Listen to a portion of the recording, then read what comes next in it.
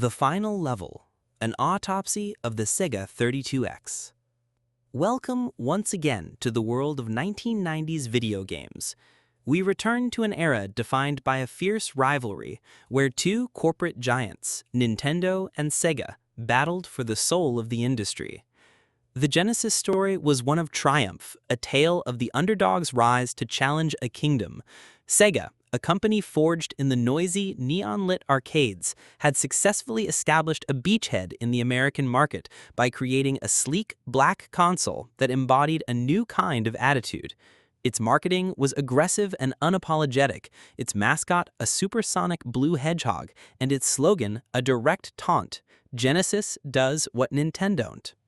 By the mid-1990s, the Rebel had become a king, controlling a significant portion of the North American market and pushing its rival to the brink. But history is not always a story of linear progression. A kingdom's fall is often precipitated not by an external siege, but by internal decay. While the Genesis was a clean, powerful statement, the Sega 32X was a confusing, desperate whisper. A mushroom-shaped add-on that seemed to sprout from a moment of corporate panic. It was a product born of fear and strategic indecision, designed to be a bridge to the next generation, but ultimately serving as a broken, compromised structure that would fragment the brand, alienate the consumer base, and, in a tragic twist of fate, pave the way for a rival's rise. The 32X was not a grand strategy, but a reactionary stopgap. It represents a poignant, dramatic moment in corporate history where the arrogance of a company at its peak led to a self-inflicted wound that would begin the long, painful decline of Sega's hardware business. A house divided, a kingdom confused. The meteoric rise of the Sega Genesis was largely a result of the unprecedented autonomy granted to its North American division.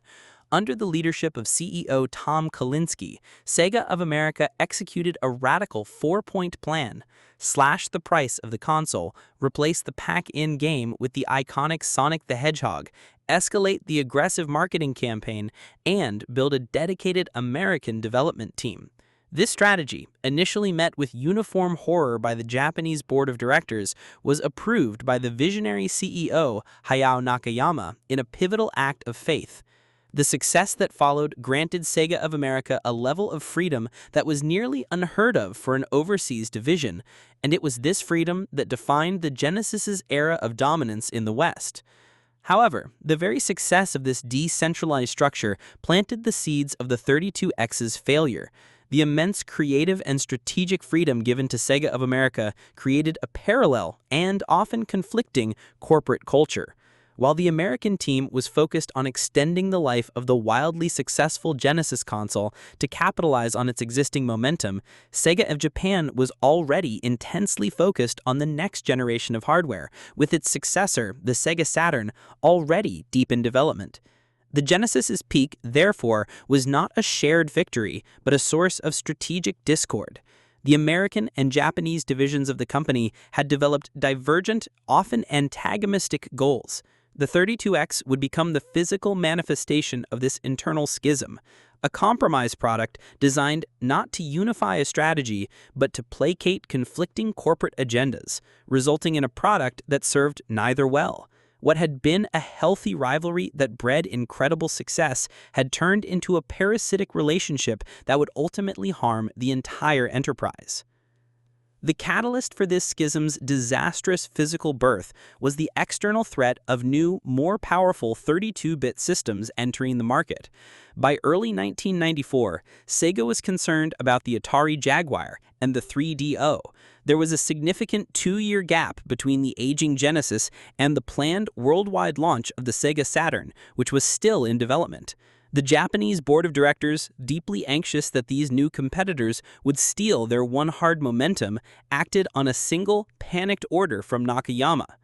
According to former producer Scott Bayless, the 32X, codenamed Project Mars, was born from a single, desperate phone call from Nakayama in January 1994, with the audacious goal of having a new piece of hardware on store shelves by the end of the year.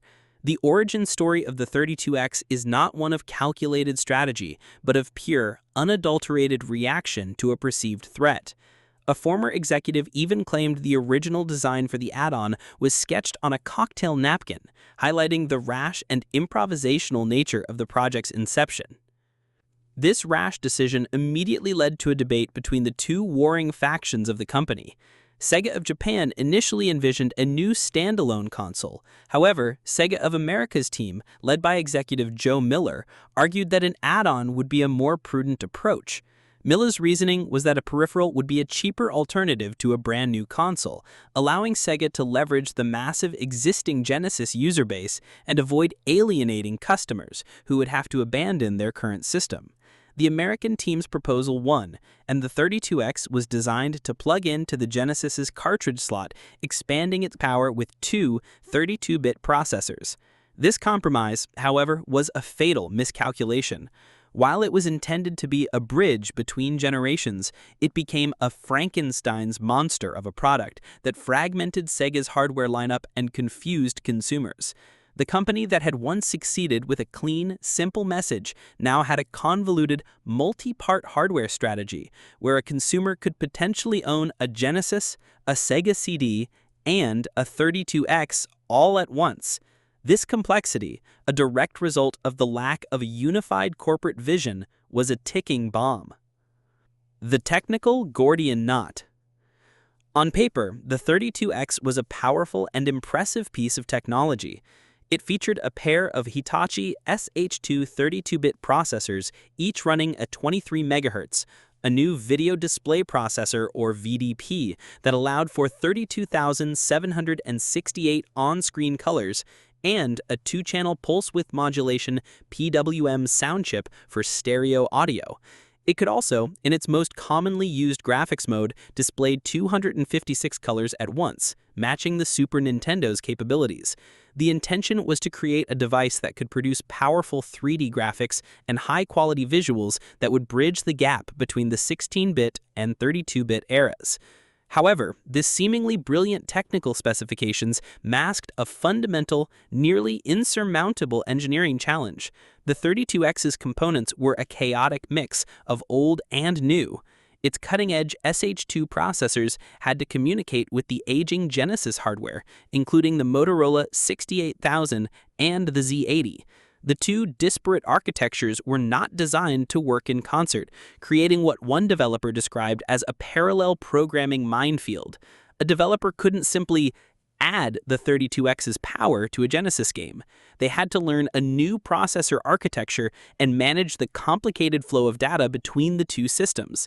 The 32X's new VDP was extremely rudimentary, acting as a simple frame buffer with no hardware polygon rendering capabilities, meaning developers had to write all the 3D rendering code themselves, including matrix math, polygon sorting, and rasterization. This inherent technical difficulty, which required extensive and highly specialized coding, is a primary reason for the 32X's weak game library and the lack of innovation in its titles. The power was there, but it was incredibly hard for developers to unlock, leading to poor return on effort. A comparison of the three key Sega platforms of the era, the Genesis, the 32X, and the Saturn, shows the strange, compromised nature of the 32X's design. If you want to understand Sega's hardware story in the 1990s, you have to look at the numbers. The tale of these three consoles is a story of a company going from a clean, unified vision to a complex, compromised one, and then finally to a powerful but difficult machine. Let's start with the central processing unit, the brains of the operation. The original Sega Genesis was a workhorse, built around a Motorola 68000 chip. It was a single, powerful CPU that was more than enough to drive the console's speedy gameplay. But when the 32X arrived, things got complicated. It wasn't a single chip, but a dual processor system, cramming in a pair of Hitachi SH2 32-bit RISC processors, which were the same processors that would be used in the upcoming Saturn, but at a lower clock speed. This created a parallel programming minefield that was incredibly difficult for developers to work with. When the Saturn finally launched, it was an even more complex beast, featuring two Hitachi SH2s, an SH1, and a Motorola 68000, all working together in a multi-processor architecture. This complexity is reflected in the memory. The Genesis was simple, with just 64 kilobytes of RAM and 64 kilobytes of VRAM. The 32X was a step up, but it was still a compromised approach, with 256 kilobytes of SDRAM that had to be shared by its dual processors. The Saturn, as a true next-generation console, was a major leap, with a total of 2 megabytes of RAM and another megabyte of VRAM and texture RAM. The visuals tell a similar story. The Genesis was famous for its speed, but its color palette was limited, displaying only 64 colors on screen at once. The 32X offered a massive improvement, allowing up to 32,768 on-screen colors, putting it ahead of the Super Nintendo in that regard. The Saturn went even further, with the ability to display a full 16.7 million colors. And finally, the sound and storage. The Genesis had a powerful Yamaha FM synthesis chip that gave it its distinct, gritty arcade sound. The 32X didn't replace that, but added a 2-channel pulse width modulation, or PWM, sound chip for stereo audio. The Saturn, however, was built on a different Yamaha sound chip altogether, an 8-channel PCM chip that could handle a far wider range of audio. In terms of storage, the Genesis and the 32X both relied on ROM cartridges, a technology that was quickly becoming outdated. The Saturn fully embraced the new generation with the switch to the CD-ROM format, which offered a massive increase in storage capacity. The 32X was not a true next-generation console, but a bizarre blend of technologies.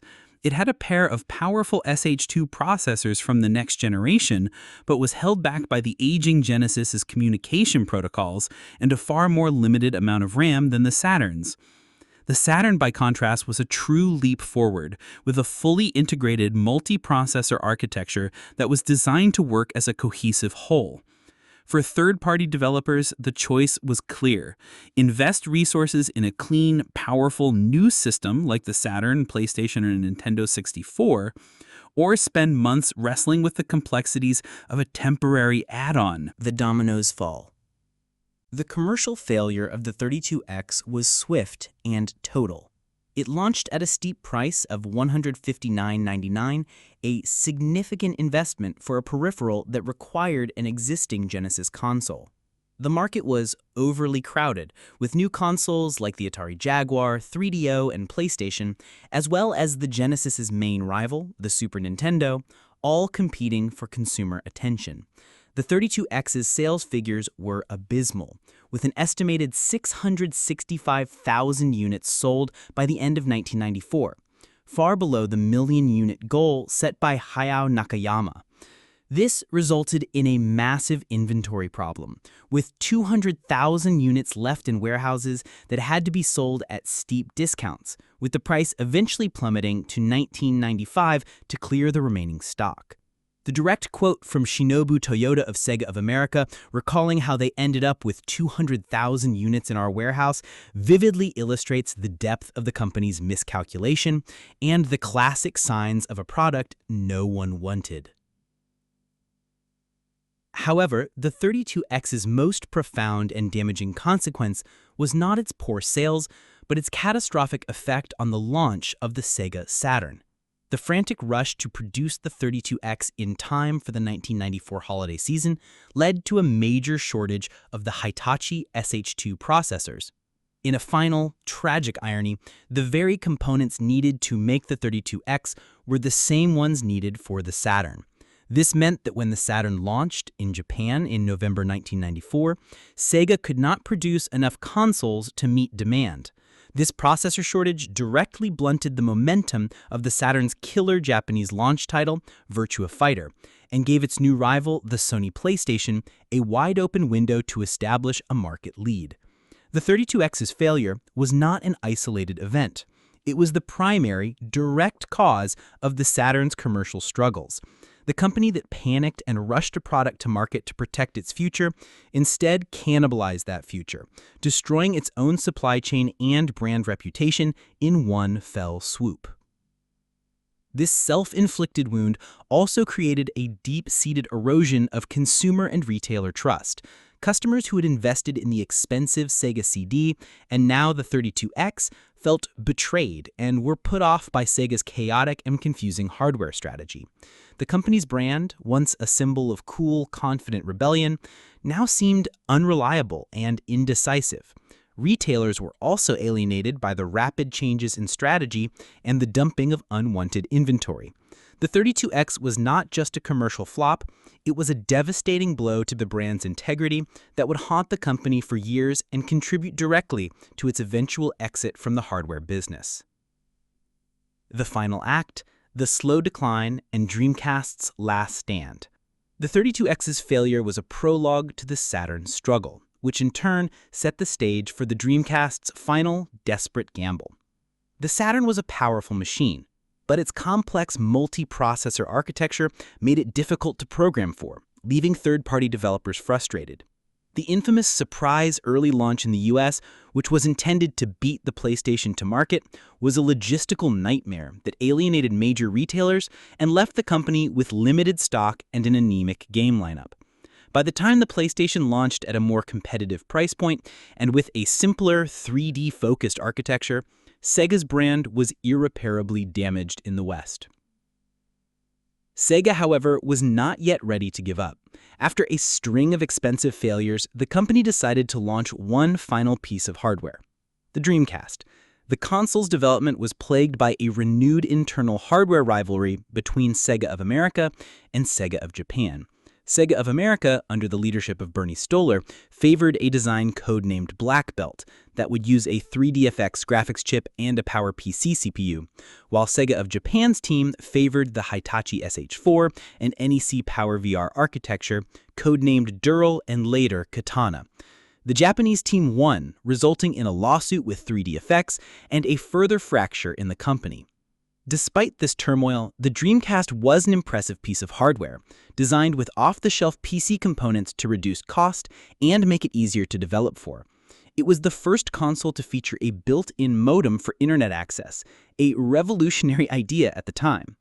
The launch in September 1999 was a resounding success in the US, backed by a marketing campaign with the slogan, "It's thinking," which hinted at the console's advanced AI and processing power. For a brief moment, it seemed Sega was back. But two fatal flaws, both echoes of past mistakes, would sink the Dreamcast. First, Sega's attempt to use its proprietary GD-ROM format to prevent piracy was undermined by a security flaw in its MIL CD support, which allowed hackers to burn games onto standard, cheap CDRs. This led to rampant piracy, which cut into Sega's revenue from game sales. Second, the company's ongoing feud with EA meant that major sports franchises like Madden were conspicuously absent from the console, a deal breaker for many mainstream gamers in North America. The final nail in the coffin was the looming threat of the PlayStation 2. Sony's marketing team created a sense of fear, uncertainty, and doubt in the market, portraying the Dreamcast as a transitional platform that was already outdated. Sony's PS2, released a year after the Dreamcast, was not only technically superior, but also came with a killer app, a built-in DVD player, making it the cheapest DVD player on the market and an irresistible purchase from millions of consumers. Sega, already out of cash from its expensive launch, could not compete with Sony's financial muscle. On March 31, 2001, Sega announced it would cease manufacturing hardware and would become a third-party publisher. After 18 years, the console wars it started were over, and it had lost. The echo of the scream fades. In the end, the Sega 32X is not a story of victory, but a powerful cautionary tale. It was the desperate, confusing, and ultimately tragic final act of the 16-bit era. It represents a moment of creative desperation and the chaotic collision of ambition and corporate panic.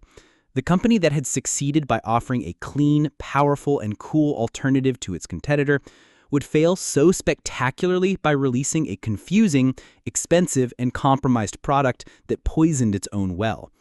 The 32X was a physical embodiment of a company that had lost its way, a stark contrast to the singular, defiant vision that had launched the Genesis to success. Instead, it became a tombstone for an era of Sega that would never return.